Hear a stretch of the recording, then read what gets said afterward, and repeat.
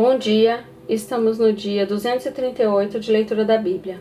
Começaremos com João, capítulo 6, versículos de 60 a 71. As palavras da vida eterna. Muitos dos seus discípulos, tendo ouvido tais palavras, disseram: Duro é este discurso, quem pode suportá-lo? Mas Jesus, sabendo por si mesmo que os seus discípulos murmuravam a respeito do que ele havia falado, disse-lhes: Isso escandaliza vocês?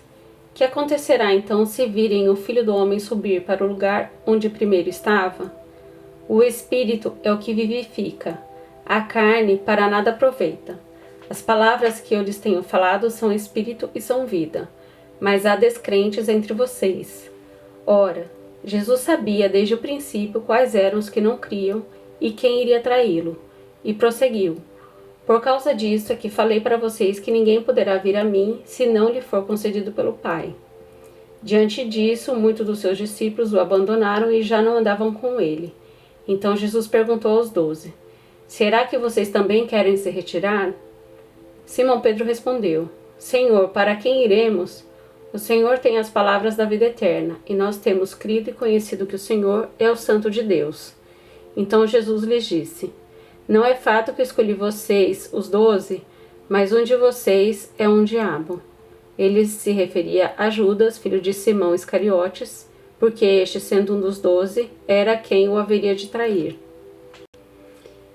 Livro 1 de Crônicas, capítulo 25. Função dos cantores. Davi, juntamente com os chefes do serviço, separou para o ministério os filhos de Asaf, de Emã e de Jedutum, para profetizarem com harpas, liras e símbolos.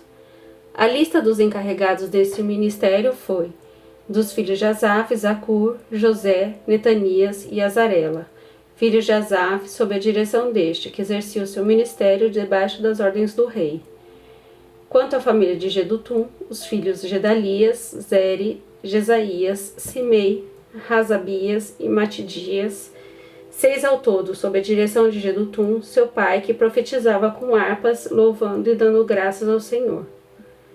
Quanto à família de Emã, os filhos Buquias, Matanias, Uziel, Sebuel, Jerimote, Hananias, Hanani, Eliata, Gidalte, Romante Ezer, Josbecasa, Malote, Rotir e Maaziote. Todos estes foram filhos de Emã, o vidente do rei, cujo poder de Deus exaltou segundo as suas promessas, dando-lhe 14 filhos e 3 filhas. Todos estes estavam sob direção, respectivamente, de seus pais, para dirigir o canto da casa do Senhor, com símbolos, liras e harpas, para o ministério da casa de Deus, estando Asaf, Jedutum e Emã, debaixo das ordens do rei. O número deles, juntamente com seus irmãos, foram instruídos no canto do Senhor. Todos eles mestres eram de 288. Lançaram sortes para designar os deveres, tanto dos jovens como dos velhos, tanto do mestre como do discípulo. A primeira sorte tocou a família de Asaf e saiu para José. A segunda para Gedalias, que, como seus irmãos e os seus filhos, eram 12 ao todo.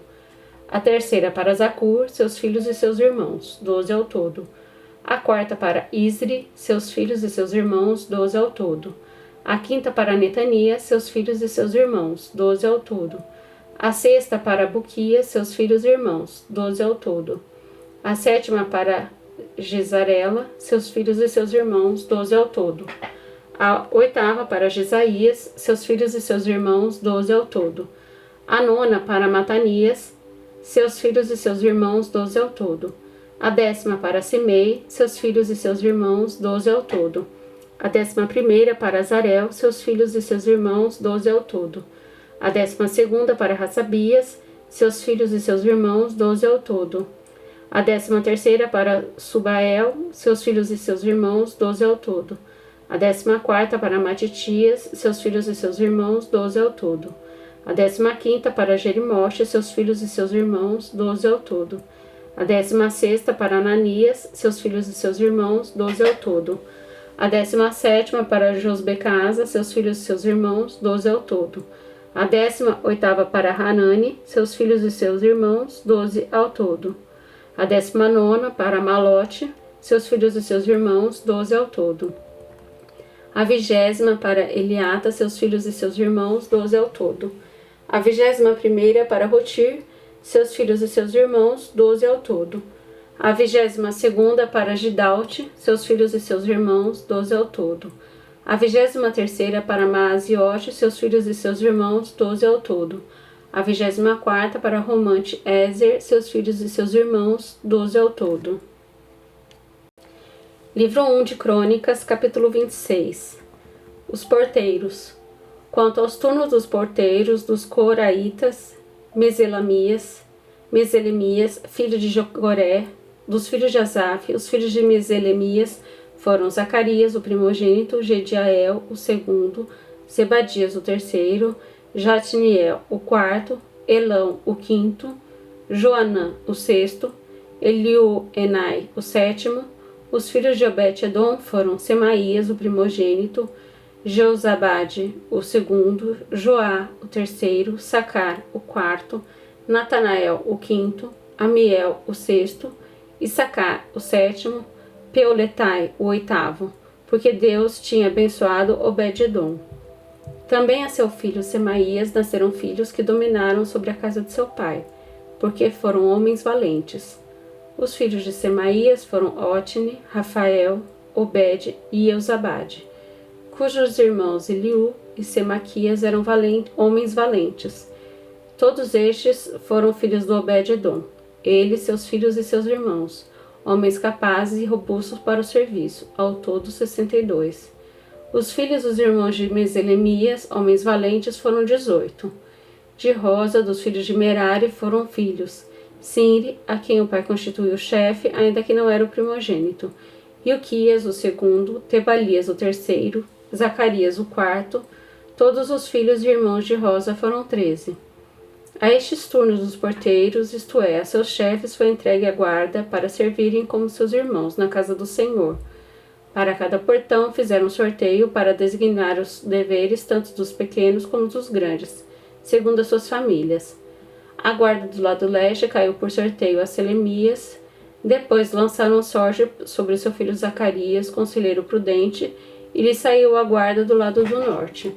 A Obed-edom, a guarda do lado do sul, e aos seus filhos, a guarda da casa de depósitos. A Supim e Rosa, a guarda do oeste, junto ao portão de Salequete, em estrada que sobe. Uma guarda ficava do lado de outra guarda.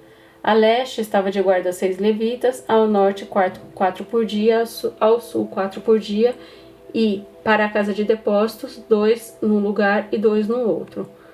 No átrio a oeste, 4 junto ao caminho, 2 junto ao átrio.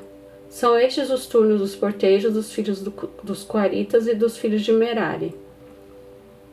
Guardas dos tesouros. Outros levitas, seus irmãos, tinham encargo dos tesouros da casa de Deus e dos tesouros das coisas consagradas.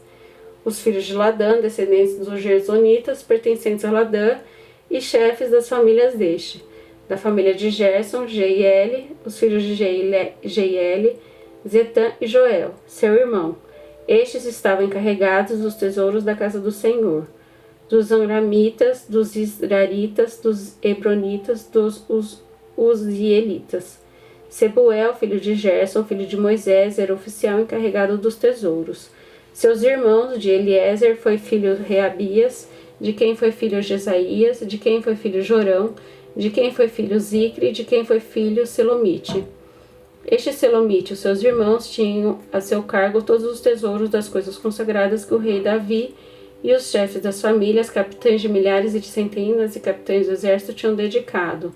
Dos despojos das guerras as dedicaram para a conservação da casa do Senhor. Tinham também a seu encargo tudo que havia sido dedicado por Samuel, o vidente, por Saul, filho de Quis, por Abner, filho de Ner, e por Joabe, filho de Zeruia. Tudo que qualquer pessoa havia dedicado estava sob os cuidados de Selomite e seus irmãos. Os oficiais e os juízes. Dos Izaritas, Kenanias e seus filhos foram postos sobre Israel, para oficiais e juízes dos negócios externos. Dos Hebronitas foram Razabias e seus irmãos, homens valentes, 1.700, que superintendiam Israel, além do Jordão, para o oeste, em todo o serviço do Senhor, interesses do rei. Dos Hebronitas, Jerias era o chefe. Quanto aos Hebronitas, suas genealogias e famílias se fizeram investigações no 40º ano do reinado de Davi, e se acharam entre eles homens valentes em Jazer de Gileade. Seus irmãos, homens valentes, 2.700, chefes das famílias, e o rei Davi os constituiu sobre os Rubenitas, os Gaditas e a meia tribo dos Manassitas, para todos os negócios de Deus e para todos os negócios do rei. Zacarias, capítulo 11. Abra suas portas, ó Líbano, para que o fogo consuma os seus cedros. Chorem ciprestes, porque os cedros caíram, porque as mais excelentes árvores foram destruídas. Chorem carvalhos de Bazã, porque a densa floresta foi derrubada. Eis a voz de choro dos pastores, porque a sua glória foi destruída. Eis o rugido dos leõezinhos, porque o orgulho do Jordão foi destruído.